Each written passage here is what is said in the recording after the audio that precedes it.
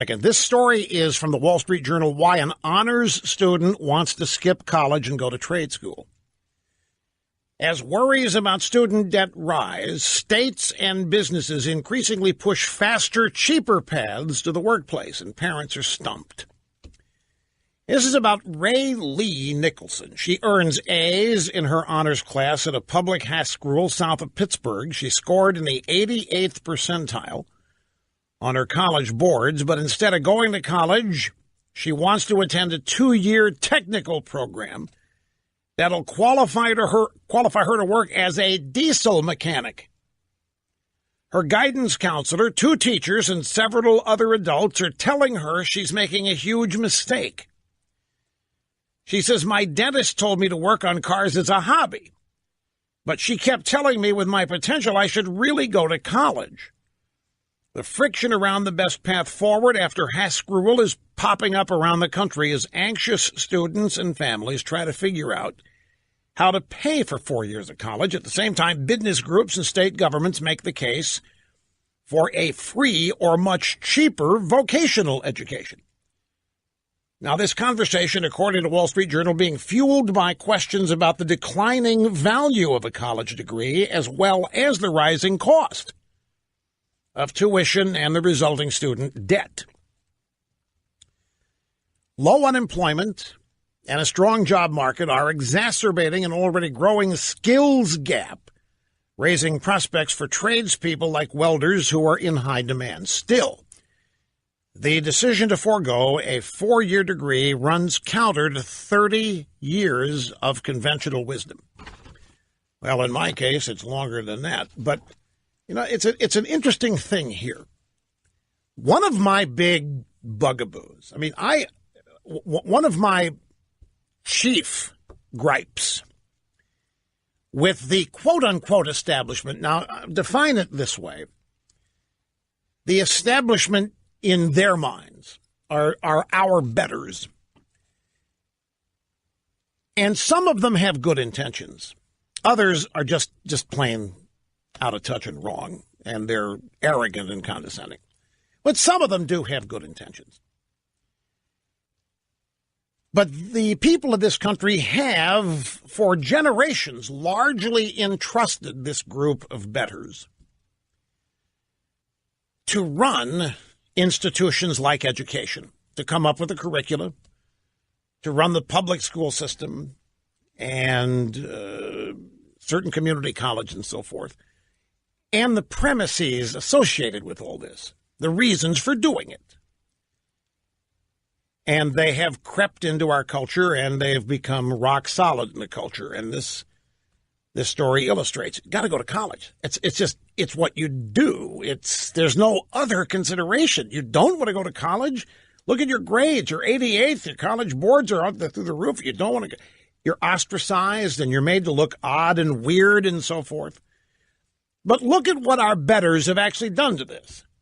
And this high school student, Ray Lee Nicholson, whether she knows it directly or instinctively, understands that it has become an albatross. Look at what our betters have done to the whole idea of a college education. They've made it unaffordable. What is the value in graduating from 4 years with debt that can run anywhere from $20,000 to $150,000? And the more you're in school, the higher the debt. And the more debt that a graduate has, the less the value of the degree. The number of years it's going to take to repay the loans. And in this way, a college education has been warped. And they're in charge of all of it. They're in charge of the tuition. They're in charge of the loan programs. They've taken it over. The government runs all of this. And with grant money involved, the government has a say-so in curriculum. Look at all of the worthless degrees now that graduates have because they thought it was what they were interested in or meaningful, but it's not.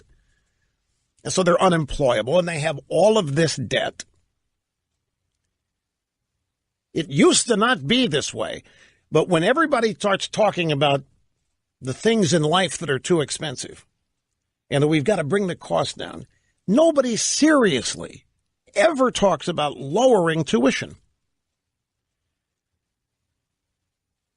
The student loan program is there to prop up highly paid faculty and student assistants, teachers' assistants, and so forth, because the faculty is the training ground and the proving ground for bending and shaping and molding these young skulls full of mush into good little cookie-cutter liberals.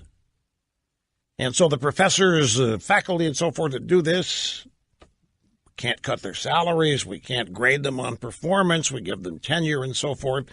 Can't judge their capability, can't judge their worth, can't treat them according to their talents and abilities. We're saddled with them. The education system is propped up, and whether you're any good at it or not, your job is safe. And it has become basically a series of indoctrination centers. And yet parents still believe in it. It still remains a number one objective of every parent for their child, to go to college, to get a degree. And don't misunderstand, I'm not universally opposed to this. Do not misunderstand me. I think it's something that's universally applied to everybody when it doesn't necessarily make sense for everybody. And yet people are pushed towards it. There's peer pressure, there's family pressure, there's all kinds of pressure applied. And plus you're not going to ever amount to anything if you don't pressure. Now, as I say, do not misunderstand. I'm not here criticizing the concept of education. I'm all for it, folks. I'm the biggest believer in education you'll ever run into. It is invaluable. It's irreplaceable. You cannot fake knowledge. You cannot fake the experience that life teaches you. You cannot go through life without a foundation of knowledge and an ability to think and add to it. So don't anybody confuse what I'm saying here. But I think that's not happening much anymore. The ability to think is being suppressed. Conformity is being pushed on everybody. Christina Hoff Sommers, does that name ring a bell for you, Mr. Snerdley? She's a well-known conservative, I don't want to call her anti-feminist. She would think she's a feminist, but she's anti-left-wing feminism. Well, she was invited to speak at some college in Portland. And the students panicked, and they considered what she was going to say to be the equivalent of a weapon threatening their safety. They tried to get her appearance canceled. That failed. So she shows up. She starts speaking, and they shout her down. They start calling her names, Nazi, bigot, this kind of stuff. She said she was able to get through about half of her speech, and then the dean interceded, and instead of admonishing the students, said, I think it's time to wrap this up, and ushered everybody away. And it was just words. It was just words, and it was an alternative way of thinking and believing, and these students felt threatened by it. They felt like these words were the equivalent of a weapon and endangering them, and they were not going to put up with it, and they succeeded in shutting it down. Now, that's not education. That is, in fact, people paying to go to places that this happens are being ripped off every bit as much as you're being ripped off anywhere else you get ripped off. This is a giant scam to call that kind of thing education. This is not education that's happening in too many places. And then you pay for this? You come out of college brainwashed, propagandized, and you're unable to think because it's been trained out of you. Thinking, coming up with alternative viewpoints, opposite ways of looking at things is considered poison. You become a problem. that has to be dealt with. So, yeah, in a lot of cases, I see value in people who are able to think, who know what they want to do when they're 18, avoiding that experience. The thing that's wrong, the thing that's gone wrong is we have, as a culture and society, we are assuming. We're doing more than assuming. We are basically judging and claiming that people who do not go to college are not educated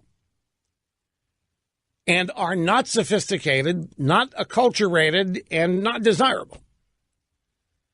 People who do go to college, who may come out of there brain dead, brainwashed, and literally trained to be just like every other robot graduating with them in their class, are considered to be the future. And I think we're beginning to see the ramifications of this kind of thing. It doesn't do anybody any good to graduate a bunch of robots that are afraid of words, that cannot think, that cannot even explain why they believe what they believe, other than to say, if you disagree, you're hateful and I hate you. But if you can't give anybody a substantive reason why you disagree with them, you just have to shut them up, shun them, or basically kick them out. You're not educated. And there certainly is nothing special about you. You have just become a tool. You become a lifelike robot of the American left.